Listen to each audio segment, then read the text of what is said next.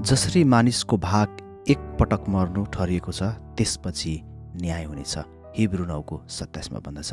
जय मसीह, अभिवादन अनि नमस्ते। प्रिय साथी, आउनुहोस् यस बिहानी हाम्रो दिनको सुरुवात प्रभुको वचनबाट गर्नेछौँ। प्रिय साथी, यो पदले जीवनको एउटा गम्भीर सत्यलाई प्रकट गर्छ।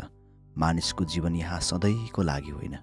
हामी सबैको जन्म परमेश्वरको इच्छा अनुसार हुन्छ र हाम्रो मरण पनि उहाँकै समयमा निश्चित हुन्छ। यो संसारमा हाम्रो यात्रा अस्थायी हो। हामी यात्रु हौँ जसले घर अनन्त स्वर्गतिर यात्रा गरिरहेका छौँ। परमेश्वरको वचनले भन्छ, एक पटक मर्नु ठरिएको छ। यसको अर्थ चाहिँ नि साथीहरू, मानिसले धेरै जन्म र पुनर्जन्म पाउँदैन। जीवन केवल एक पटक दिएको वरदान हो, जसमा हामीलाई पश्चाताप, विश्वास र आज्ञाकारिता सिक्न अवसर मिलेको छ। त्यसपछि मरणपछि आउने अर्को सत्य हो, त्यो चाहिँ न्याय। हामी सबैलाई परमेश्वरको न्याय आसनमा उभिनु पर्नेछ। त्यहाँ धन, शक्ति वा नामको कुनै अर्थ रहने छैन। केवल हाम्रो जीवन, हाम्रो कर्म, हाम्रो हृदयको शुद्धता मात्र हेरिनेछ। त्यसै कारण आजै हामीले आफूलाई जाँच्न आवश्यकता छ। के म परमेश्वरसँग ठिक सम्बन्धमा छु?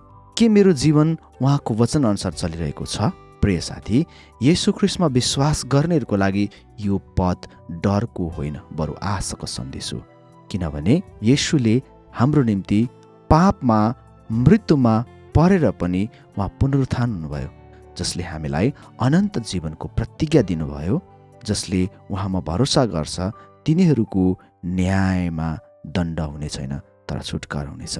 त्यसैले जीवनको यो छोटो यात्रामा प्रभुमा अथवा प्रभुको लागि हामी बाँचौँ। मरणपछि आउने न्यायको निम्ति आज नै तयारी भएर बसौँ, ताकि हाम्रो अन्त्य चाहिँ शान्त र हाम्रो गन्तव्य अनन्त स्वर्ग बनेको होस्। परमेश्वरले हामी सबैलाई आशिष दिउन्। आमेन।